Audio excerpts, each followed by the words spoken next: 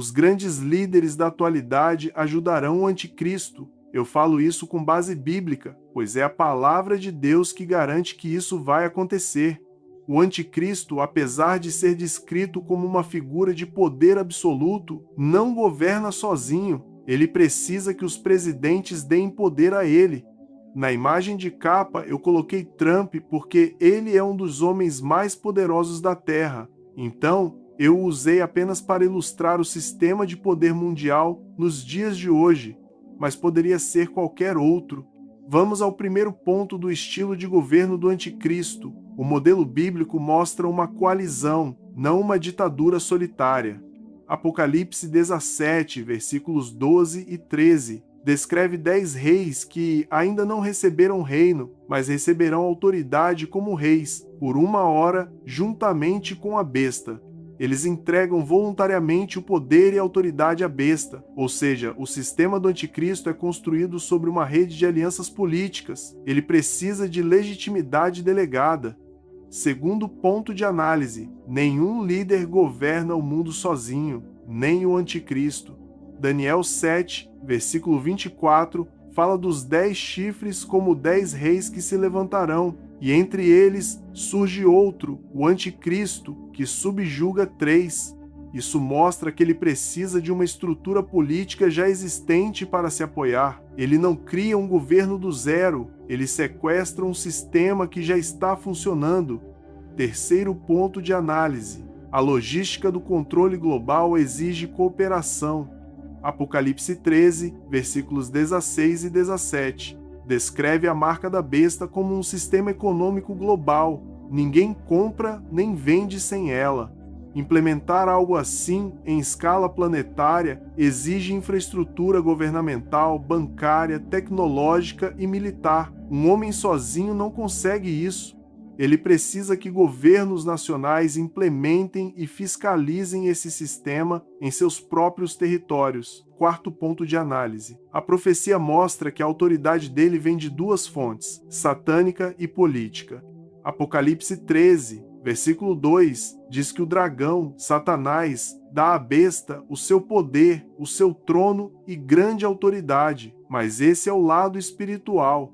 No lado político, ele precisa que líderes humanos cooperem. É uma combinação de poder sobrenatural com estrutura política terrena. Um sem o outro não funciona para o plano descrito nas Escrituras. Quinto ponto de análise. Ele é um líder carismático, não um conquistador militar agressivo. Daniel 11, versículo 21, diz que ele obterá o reino por intrigas, ou seja, por diplomacia, engano e acordos. Isso pressupõe que existam outros líderes com quem negociar. Ele não chega destruindo tudo, ele chega convencendo, e para convencer precisa de interlocutores. O ponto central é que o sistema do anticristo é uma paródia do reino de Deus. Assim como Cristo terá os santos reinando com ele. Como diz Apocalipse 20, versículo 4, o anticristo monta uma estrutura paralela com governantes humanos servindo a ele. É uma imitação invertida e, por isso, depende de cooperação humana, não apenas de poder sobrenatural. Afinal, o anticristo é um sistema ou é uma pessoa? A resposta é simples, existe uma pessoa literal, mas essa pessoa lidera um sistema. Separar os dois é um erro que gera confusão nos dois lados do debate. Essa é a evidência de que é uma pessoa literal. O texto bíblico usa linguagem pessoal demais para ser apenas um sistema abstrato. Daniel 7, versículo 8, fala de um chifre pequeno que tem olhos como olhos de homem e uma boca que falava grandes coisas. Daniel 11, versículos 36 e 37, descreve alguém que se engrandecerá acima de todo Deus e não terá respeito ao Deus de seus pais. Isso é linguagem de indivíduo, não de instituição. Paulo, em 2 Tessalonicenses, capítulo 2, versículos 3 e 4, chama-o de o homem da iniquidade, o filho da perdição, o qual se opõe e se levanta contra tudo que se chama Deus, de sorte que se assentará como Deus no templo de Deus, querendo parecer Deus. O texto diz homem. Paulo está descrevendo uma pessoa que se senta em um lugar físico e exige adoração. Um sistema não se senta em um templo. Apocalipse 19, versículo 20. Diz que a besta será presa, junto com o falso profeta, e lançada no lago de fogo. Sistemas não são presos e lançados em lugar de tormento eterno. Isso pressupõe uma entidade pessoal, mas ele também representa um sistema. Daniel 7 usa besta para representar impérios inteiros: Babilônia, Pérsia, Grécia e Roma. A quarta besta não é só um rei, é um reino com estrutura política. O anticristo é o ápice pessoal de um sistema bestial que já vem se formando ao longo da história. Apocalipse 13 descreve duas bestas, uma política, dos versículos 1 ao 10, e uma religiosa, dos versículos 11 ao 18. Juntas, elas formam um sistema que controla a economia por meio da marca, controla a religião por meio da adoração forçada e controla a política, porque exerce autoridade sobre toda tribo, povo, língua e nação. Uma pessoa sozinha não consegue ser, ao mesmo tempo, um sistema econômico, religioso e político global. Isso exige uma estrutura. E João, em 1 João, capítulo 2, versículo 18, diz algo revelador. Já muitos anticristos têm surgido, ou seja, o espírito do anticristo já opera como sistema ao longo da história. Mas ele também diz que o anticristo vem. Ele fala no singular, referindo-se a alguém que virá no futuro. Existe o espírito sistêmico e existe a manifestação pessoal final. Como as duas coisas se encaixam? Pense assim: o anticristo é para o sistema da besta, o que Cristo é para o reino de Deus. Jesus é uma pessoa real, mas o reino de Deus é um sistema que existia antes da encarnação e continua depois da ascensão. Da mesma forma, o sistema anticristão já opera no mundo. A centralização de poder, a rejeição da soberania de Deus e a idolatria do Estado, mas terá uma manifestação pessoal definitiva em um indivíduo específico, que será o ápice de tudo isso. O erro de quem diz é só um sistema é ignorar a linguagem pessoal explícita das Escrituras.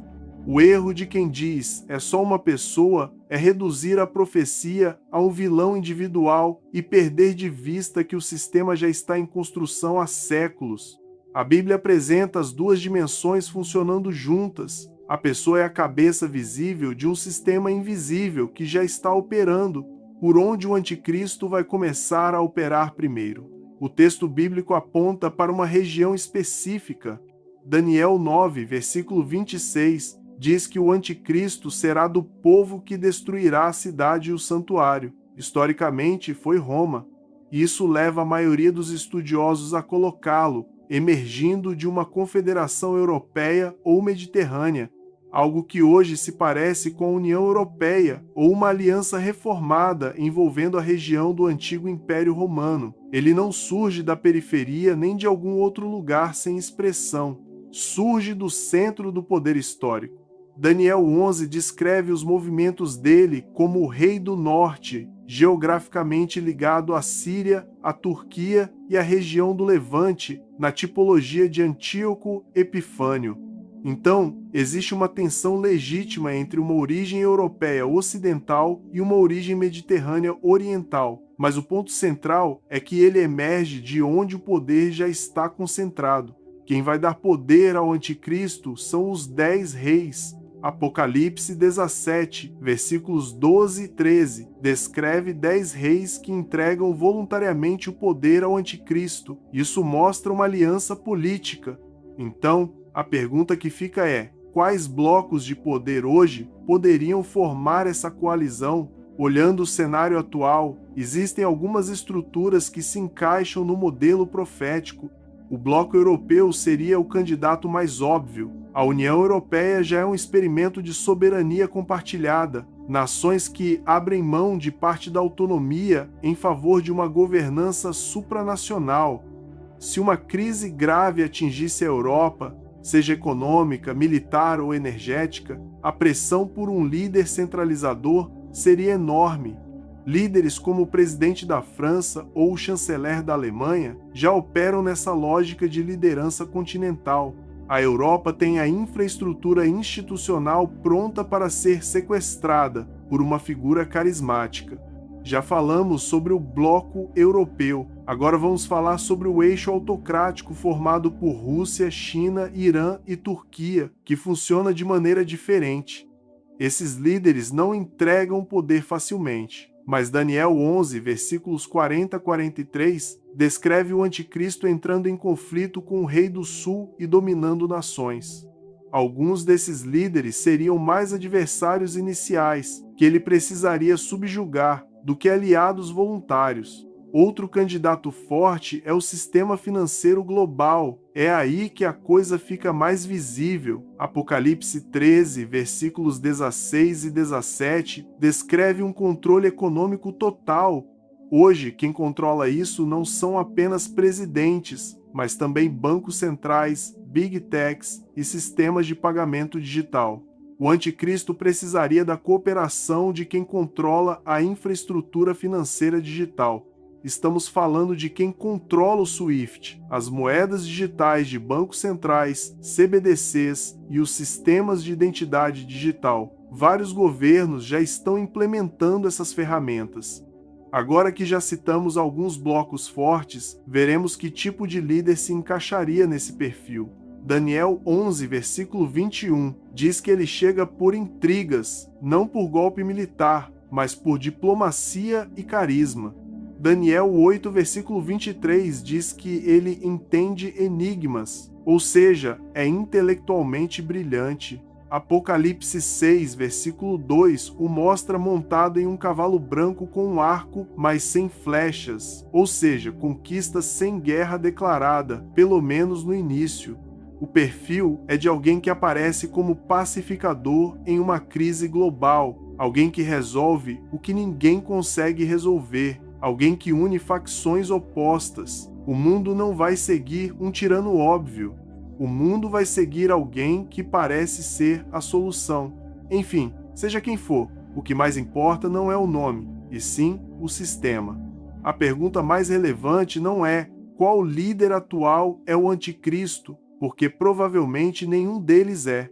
A pergunta é: o sistema que permitiria alguém assim governar já está sendo construído? E a resposta é: com certeza, sim. Veja isto: identidade digital, moedas programáveis, vigilância por IA, pontuação social, centralização de dados biométricos e erosão da soberania nacional em favor de organismos supranacionais. Tudo isso são tijolos do sistema descrito em Apocalipse 13. O anticristo não precisa construir o sistema do zero. Ele só precisa herdar o que já está sendo montado e usar tudo isso a seu favor. Muitas pessoas tentam adivinhar quem é o anticristo, mas em vez de tentar adivinhar, vamos perguntar: o que ele vai fazer primeiro quando começar a governar? Essa é a parte que deveria chamar mais atenção do que tentar adivinhar nomes. Para isso, vou montar a sequência baseada no que Daniel, Apocalipse, 2 Tessalonicenses e os profetas descrevem. Fase 1. O anticristo resolve uma crise que ninguém consegue resolver. Daniel 9, versículo 27, diz que ele firmará um pacto com muitos por uma semana, ou seja, 7 anos. Esse é o primeiro ato público dele que a profecia registra, um acordo, não uma guerra, não uma invasão, um tratado, e o contexto indica que esse pacto envolve Israel e provavelmente o Oriente Médio. Gerações de diplomatas falharam tentando trazer paz àquela região, mas o anticristo vai conseguir. Isso, por si só, já o colocaria como o maior estadista da história aos olhos do mundo. Apocalipse 6, versículo 2, confirma isso. O primeiro selo mostra um cavaleiro montado em um cavalo branco, com um arco, mas sem flechas, e ele saiu vencendo e para vencer. É conquista sem derramamento de sangue, é vitória diplomática. Ele não invade, não destrói, ele convence. O cavalo branco imita o cavalo branco de Cristo em Apocalipse 19. O mundo vai olhar para ele e ver um Salvador. Fase 2. Ele constrói uma base política internacional.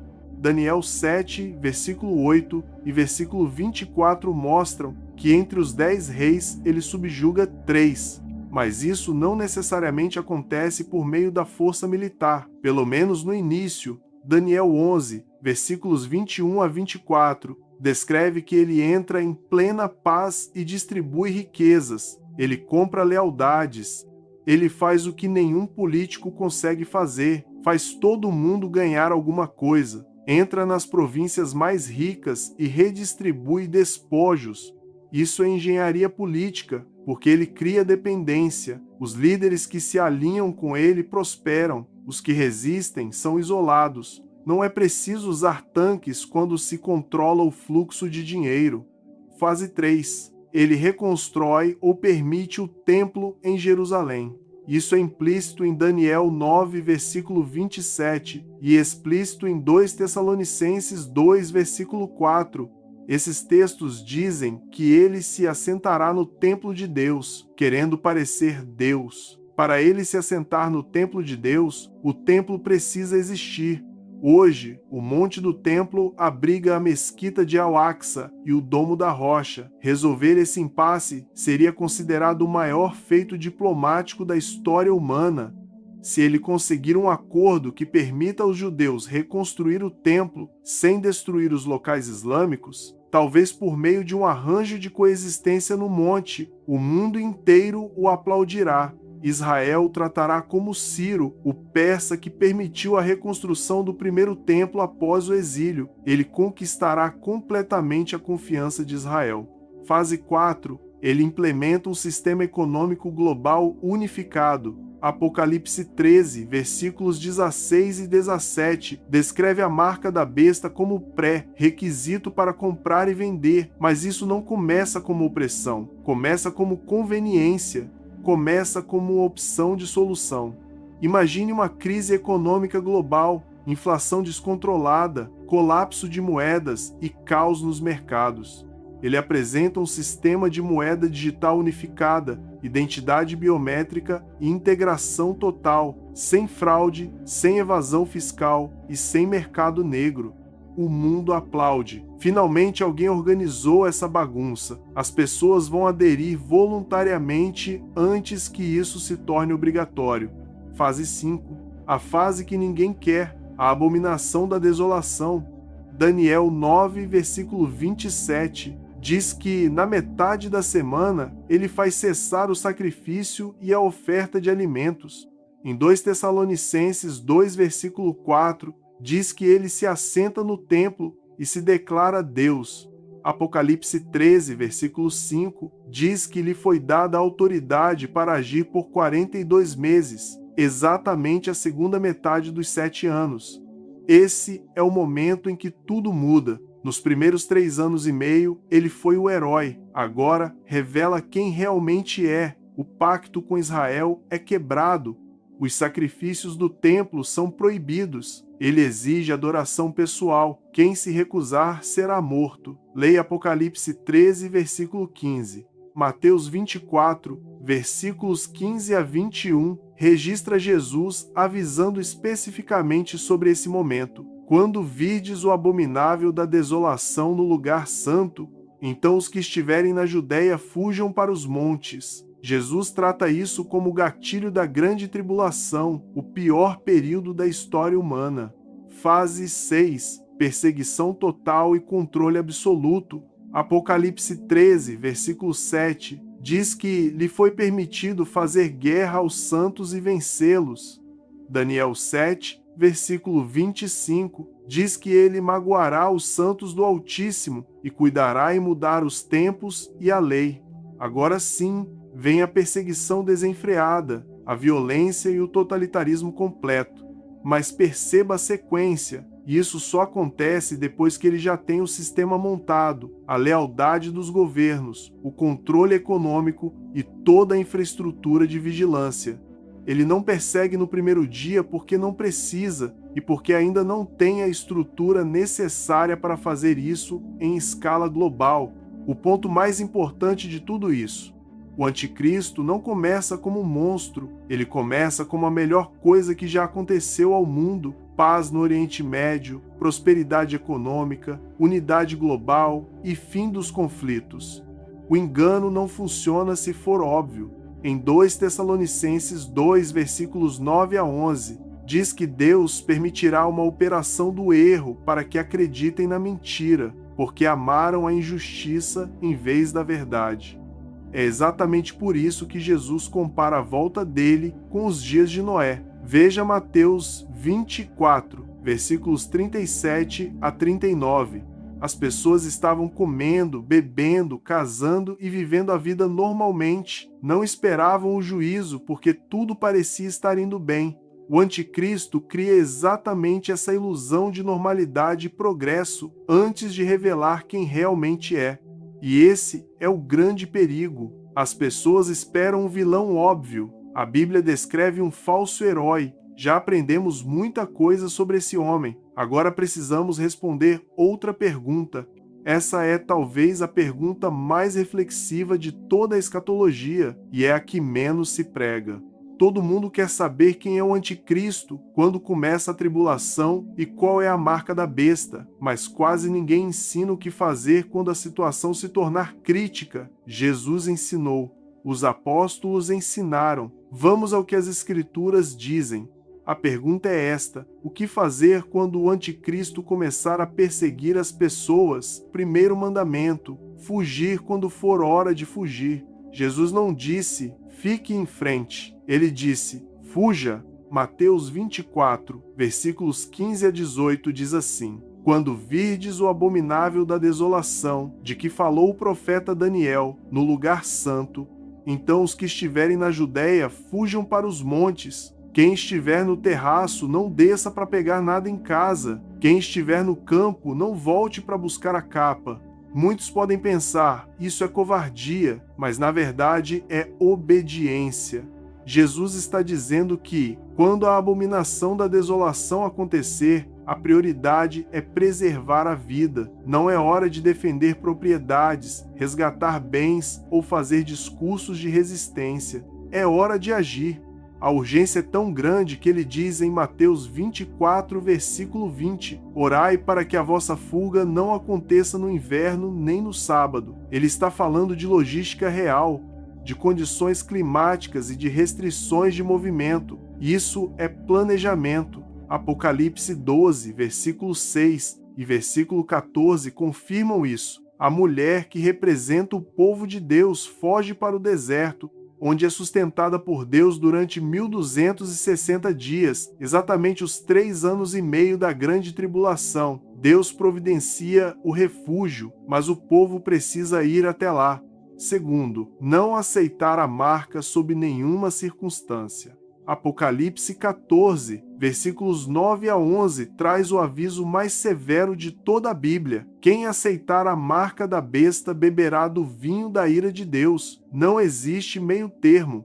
Não existe aceitei, mas não de coração. Não existe exceção. É a única decisão nas Escrituras descrita como absolutamente irreversível, em termos de consequência eterna. Isso significa que o cristão precisa estar preparado para não comprar, não vender e não participar do sistema econômico.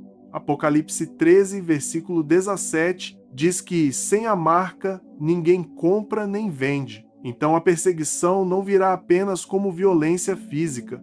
Ela virá também como exclusão econômica. Você não poderá pagar aluguel, comprar comida no mercado, nem abastecer o carro. A pressão será existencial antes de ser violenta.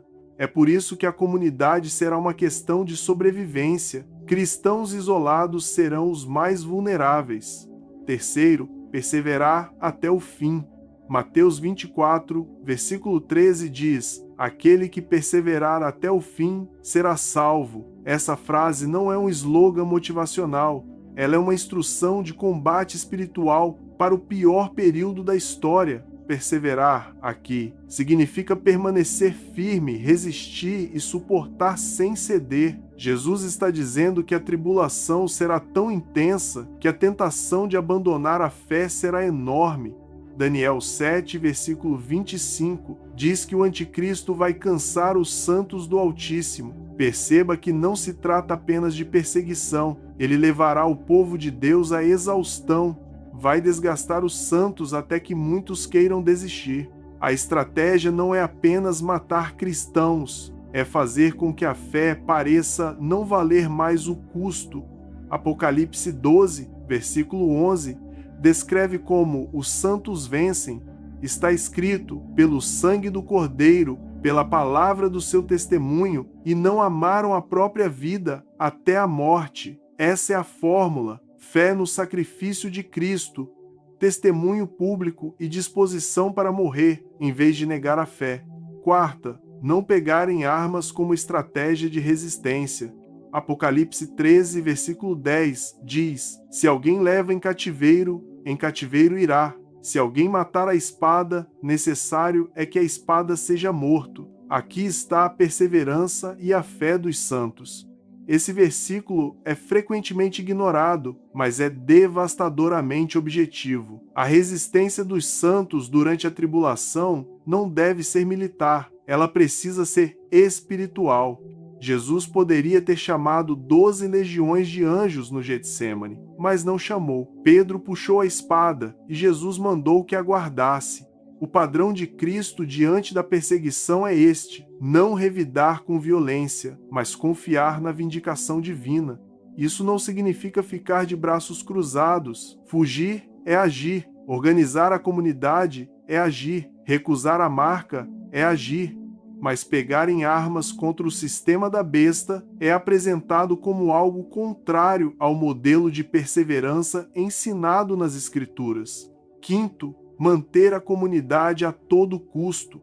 Hebreus 10, versículo 25, já dizia para não abandonar a congregação e acrescenta: tanto mais quanto vedes que o dia se aproxima. O autor de Hebreus vincula a necessidade da comunhão diretamente à proximidade do fim. Isso significará redes de apoio mútuo, partilha de recursos, esconderijos compartilhados e cuidado coletivo com os mais vulneráveis. O livro de Atos mostra os primeiros cristãos sob perseguição, fazendo exatamente isso. Em Atos 2, versículos 44 e 45, e Atos 4, versículos 32 a 35, eles tinham tudo em comum, vendiam propriedades e distribuíam conforme a necessidade de cada um. Esse modelo era uma estratégia de sobrevivência em tempos de pressão. Cristão sozinho na tribulação será um cristão extremamente vulnerável. Sem sistema econômico, sem proteção legal e sem acesso ao mercado, a sobrevivência individual durante 3 anos e meio será quase impossível. A unidade do corpo de Cristo deixa de ser apenas uma bela doutrina e passa a ser uma necessidade prática. Sexto, pregar o Evangelho, mesmo sob risco de morte. Mateus 24, versículo 14, diz: este evangelho do reino será pregado em todo o mundo, para testemunho a todas as nações, e então virá o fim. Isso não para durante a tribulação, pelo contrário, se intensifica. Apocalipse 11 descreve as 2 testemunhas profetizando durante 1260 dias com poder sobrenatural. Apocalipse 14, versículos 6 e 7, mostra um anjo voando pelo céu, proclamando o evangelho eterno a toda a nação. Deus não abandona a missão evangelística durante a tribulação. Pelo contrário, ele a intensifica, e os santos fazem parte dessa missão. Daniel 11, versículos 32 e 33, diz: o povo que conhece ao seu Deus se tornará forte e fará proezas. E os sábios entre o povo ensinarão a muitos. No auge da perseguição, os que conhecem a Deus não se escondem em silêncio. Eles ensinam, eles falam, eles testemunham. E o versículo seguinte diz que cairão a espada, pelo fogo, pelo cativeiro e pelo roubo, por alguns dias. Ou seja, o custo existe, mas a missão não para. Sétimo, lembrar que tudo tem prazo. Essa talvez seja a verdade mais importante para a resistência psicológica. A tribulação não é eterna. Daniel 7, versículo 25, fala de um tempo, tempos e metade de um tempo, ou seja, 3 anos e meio. Apocalipse 13, versículo 5, fala de 42 meses. Será terrível, mas será limitado. Mateus 24, versículo 22 diz: se aqueles dias não fossem abreviados, ninguém sobreviveria. Mas por causa dos escolhidos, aqueles dias serão abreviados. Deus controla o relógio. O anticristo tem prazo de validade. E no final dos 42 meses, Apocalipse 19, versículos 11 a 21, se cumpre. Cristo volta, destrói o sistema da besta, derrota o anticristo e o falso profeta e estabelece o seu reino. A perseverança é suportar com esperança, é atravessar um período definido, sabendo que a vitória já está decretada, é uma resistência com data para terminar. E essa certeza de que Cristo volta e vence é o combustível que mantém a fé firme quando tudo ao redor desmorona. A postura do cristão durante a tribulação se resume em uma frase: resistir sem violência, sobreviver em comunidade, testemunhar sem medo e esperar sem dúvida. Agora precisamos responder mais uma pergunta, e esta é a mais difícil de todas. Ela revela algo que a maioria dos estudos de escatologia simplifica demais. A pergunta é esta: quem o anticristo vai perseguir? A igreja? O povo de Israel? A resposta curta é: ele perseguirá todo mundo que não se submeter a ele, mas de formas diferentes, por razões diferentes e em momentos diferentes. Vamos por etapas. Os cristãos são o alvo primário, mas não o único. Daniel 7, versículo 25, diz que ele magoará os santos do Altíssimo. Apocalipse 13, versículo 7, diz que lhe foi dado fazer guerra aos santos e vencê-los.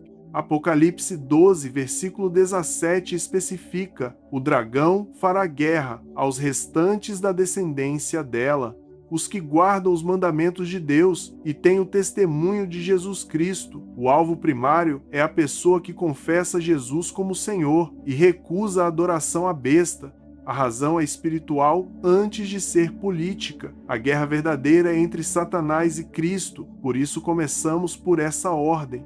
O anticristo não persegue os cristãos porque eles são inconvenientes politicamente. Isso nem faria sentido. Ele os persegue porque o espírito que atua por trás dele odeia o que os cristãos representam. A perseguição é a dimensão visível de um conflito espiritual invisível. Os cristãos são alvos porque representam, na terra, o reino que a besta quer substituir. Já falamos do primeiro alvo, agora vamos falar do segundo. Israel é o segundo grande alvo. Apocalipse 12, versículo 13, diz que o dragão persegue a mulher que deu à luz o filho varão. Essa mulher representa Israel. Não pense que a perseguição contra Israel é secundária, porque não é. Depois dos cristãos, os judeus são o povo que Satanás mais odeia. Daniel 9, versículo 27, mostra que o pacto com Israel é quebrado na metade da semana. O anticristo começa como aliado de Israel e se torna o pior inimigo que eles já tiveram. Pior que Faraó, pior que Amã e pior que Hitler. Zacarias 13, versículos 8 e 9, diz que 2/3 da terra serão exterminados e apenas 1/3 sobreviverá, sendo refinado como se refina a prata. Jeremias 30, versículo 7, chama esse período de tempo de angústia para Jacó. É tão devastador que recebe um nome próprio. A lógica espiritual é que Israel é o povo da aliança. Mesmo não tendo reconhecido Jesus como Messias, Israel ainda carrega as promessas de Deus. Romanos 11, versículos 28 e 29, diz que, quanto ao evangelho, são inimigos por causa dos gentios, mas quanto à eleição, são amados por causa dos patriarcas, porque os dons e a vocação de Deus são irrevogáveis. Satanás sabe disso. Se ele destruísse Israel, as promessas de Deus falhariam, e Deus seria considerado mentiroso. Essa é a motivação mais profunda da perseguição contra Israel. Então, a perseguição começa pelos cristãos, passa pelos judeus e não para por aí. Os dissidentes políticos também sofrerão. Não é apenas uma questão religiosa. Apocalipse 13, versículo 15, diz que todos os que não adorassem a imagem da besta fossem mortos. Todos inclui qualquer pessoa, religiosa ou não, que se recuse a se submeter. Pense em ateus que simplesmente não aceitam adorar um homem. Pense em muçulmanos que consideram isso uma blasfêmia contra Alá. Pense em budistas, hindus, líderes tribais ou qualquer pessoa com convicções fortes o suficiente para dizer: eu não me ajoelho diante de nenhum homem. Todos eles se tornarão alvos. Daniel 11, versículo 36, diz que ele se engrandecerá acima de todo Deus, não apenas acima do Deus cristão ou do Deus de Israel, mas acima de qualquer Deus. Ele não tolera nenhuma lealdade que concorra com a dele. Qualquer sistema de crença que coloque algo ou alguém acima dele será considerado uma ameaça. Já falamos dos cristãos, dos judeus e dos dissidentes políticos, mas não para por aí. Todos os que recusarem a marca serão excluídos. Apocalipse 13, versículos 16 e 17, diz que a marca é imposta a pequenos e grandes, ricos e pobres, livres e escravos. A exclusão econômica atinge qualquer pessoa que a recuse, independentemente da motivação. Pode ser um cristão que recusa por convicção bíblica, um muçulmano por convicção religiosa, um libertário por convicção política ou até um indígena de uma tribo remota que simplesmente não tem acesso ao sistema. Essa é a genialidade perversa desse modelo. A marca não persegue diretamente as pessoas, ela as exclui. Não é preciso mandar prender ninguém, basta desligar o acesso econômico da pessoa, sem comprar comida, sem pagar moradia e sem acessar serviços essenciais. A fome faz o trabalho da espada. É uma perseguição indireta, mas com efeito letal. São apenas esses grupos que serão perseguidos? Não, com certeza não. Os próprios aliados dele não estarão seguros. Daniel 11, versículo 24, diz que ele distribui riquezas entre seus seguidores, mas apenas por um tempo. Ele usa as pessoas enquanto elas lhe são úteis. Daniel 11, versículo 27, descreve dois reis sentados à mesma mesa, falando mentiras um ao outro. A aliança dele com outros líderes é puramente utilitária. Quando deixam de servir aos seus interesses, são descartados. Apocalipse 17, versículo 16, diz que os 10 chifres e a besta odiarão a prostituta e a tornarão desolada e nua, comerão as suas carnes e a queimarão no fogo. A grande prostituta representa um sistema religioso falso que inicialmente coopera com a besta, mas, quando ela deixa de ser útil, ele a destrói. Até a religião que o ajuda a chegar ao poder é eliminada quando se torna dispensável. Isso mostra que ninguém está realmente seguro dentro do sistema dele. Os que cooperam recebem benefícios temporários, mas isso não é garantia de proteção. O anticristo não tem aliados. Ele tem instrumentos descartáveis. Então todo mundo vai sofrer. Mas fica a última pergunta: quem sofre menos? Os que sofrem menos, temporariamente, são os que aceitam a marca e adoram voluntariamente a besta. Apocalipse 13, versículo 4 diz que adoraram a besta, dizendo: quem é semelhante à besta? Quem poderá batalhar contra ela? Essas pessoas vivem relativamente em paz durante os 42 meses, participam do sistema econômico, recebem proteção do Estado e continuam vivendo normalmente. Mas Apocalipse 16 descreve as 7 taças da ira de Deus derramadas sobre a terra. A primeira delas diz, em Apocalipse 16, versículo 2, que sobreveio uma úlcera maligna e dolorosa aos homens que tinham a marca da besta e que adoravam a sua imagem. Ou seja, quem aceita a marca escapa da perseguição do anticristo, mas cai sob o juízo de Deus. Não existe posição neutra. Ou a pessoa sofre nas mãos da besta por recusar a marca, ou sofre sob o juízo de Deus por aceitá-la. Então, para resumir, O anticristo não perseguirá apenas os cristãos, ele perseguirá todo o sistema de lealdade que concorra com o dele.